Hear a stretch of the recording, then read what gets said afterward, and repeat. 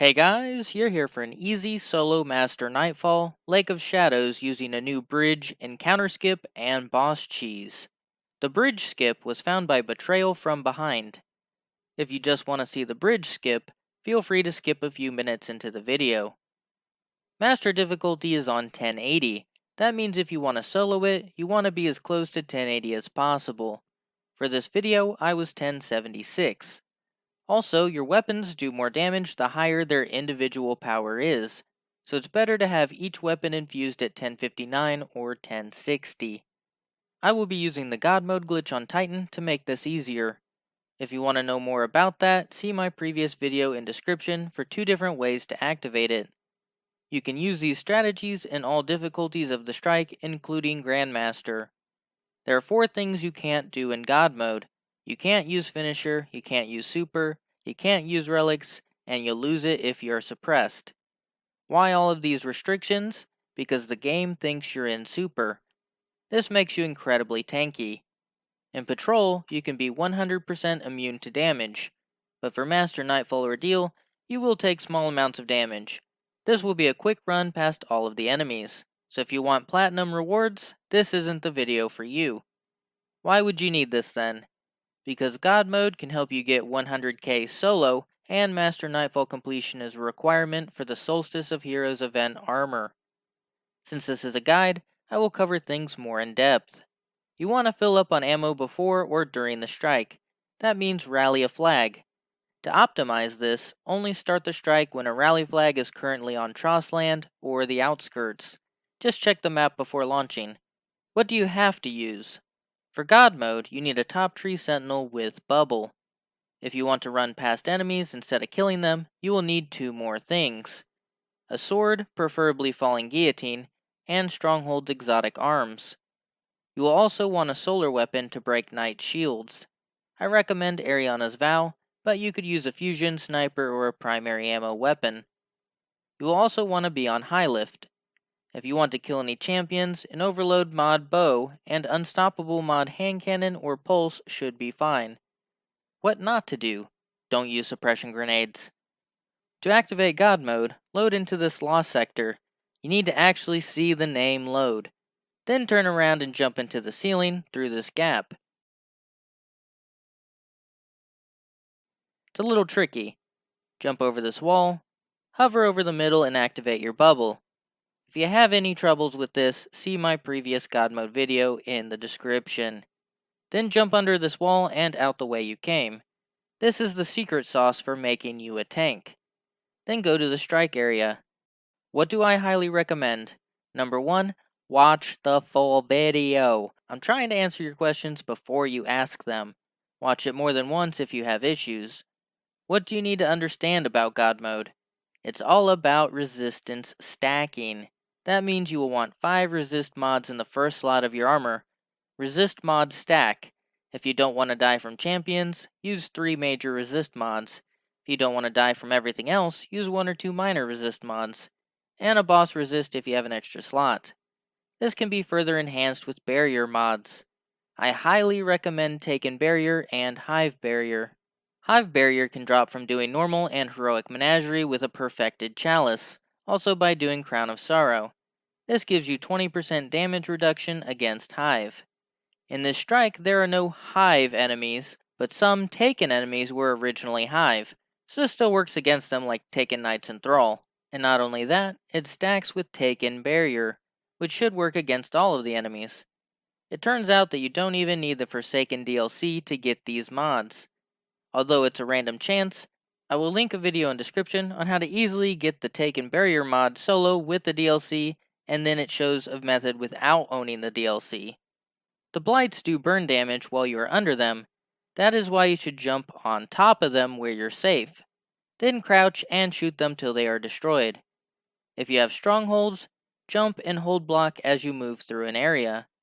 If you are hit right after blocking, you will gain health, allowing you to run past all of the enemies. Only hold block for a second though, so you can keep trying to proc that perk. Another way to decrease damage against Arc is by using Risk Runner. And lastly, a good mod to have is Protective Light. This is currently being sold by Banshee today. When you reach red bar health, it's really hard to get killed. That requires you to gain charge light though. Countercharge allows you to gain charge light by stunning champions. This is an also easy way to activate high energy fire. The unstoppables can be a pain, so you might lure them away and stun them after destroying the blight. I charge in with Oppressive Darkness and Sword though. If you have Protective Light, that should really help at this part. After some damage, you should try to recover some health. Kill the Centurion to progress. Then jump down and kill the taken captain to progress. You want to have as much sword ammo as possible, so choose a perk that gives more ammo. You can get more capacity up to 70 by using sword reserves mods or large arms reserves. Oppressive Darkness on your class item is highly recommended to quickly kill the boss. The best perk for your sword is Whirlwind Blade, and the best mod is Boss Spec. If you have Taken Spec, that's even better for this strike. At this point starts the bridge skip. You need to go past the door slightly, just so that the enemies behind you will despawn. Then you can turn around and go back into the previous area. When you see the name change, you can spawn your sparrow.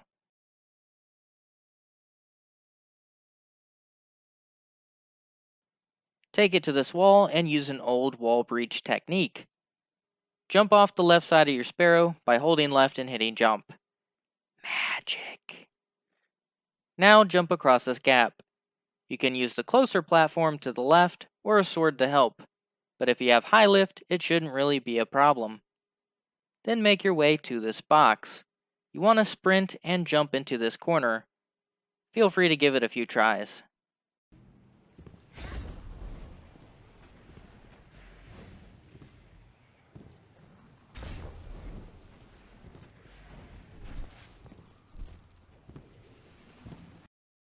Then, when you fall back down, backtrack to the bridge section. This time, you're behind the barrier. Funny thing is, you can shoot right through it. Kill the taken knight, and you can progress forwards. You should probably take out the vandals as well. The good thing about anti-barrier weapons is that they can shoot right through taken vandal shields. So that could help you take them out. Since he's a solar shielded enemy, you want a solar energy weapon. After you kill him, the enemies spawn in and you finish the strike normally. Your final big hurdle is the boss room. God mode blocking with Stronghold should save you from the smaller enemies. You want to start strong with an oppressive grenade and tons of sword swings. If you're low on sword ammo, you might want to kill enemies before entering the boss area in hopes of getting more. Hopefully, you can keep the boss staggered. When there are tons of enemies, you might want to dip out. The problem with that is the boss's tether ability.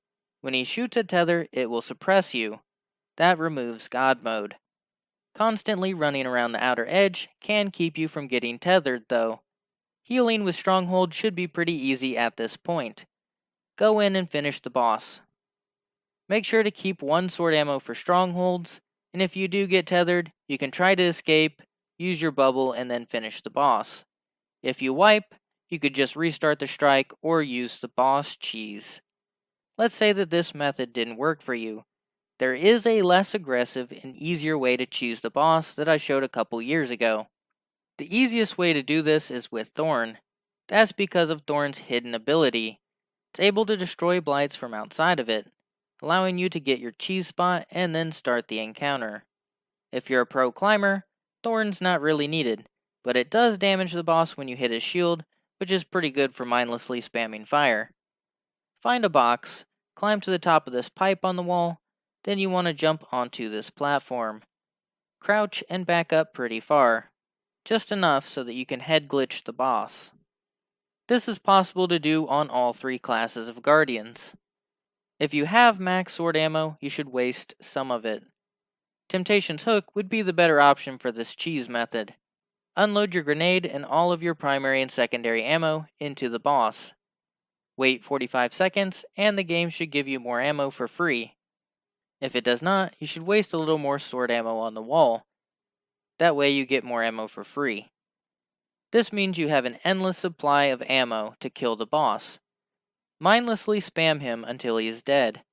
You may need to kill some goblins as well if he's immune. Don't worry about the other enemies though.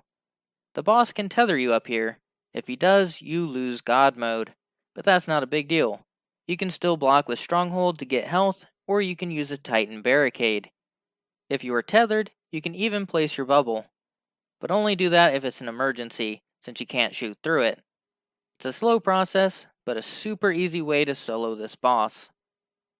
Cheese forever, Guardian! The Taken compromised a Red Legionary. It would explain how organized they've been. Without Oryx, I didn't think they could still, well, take.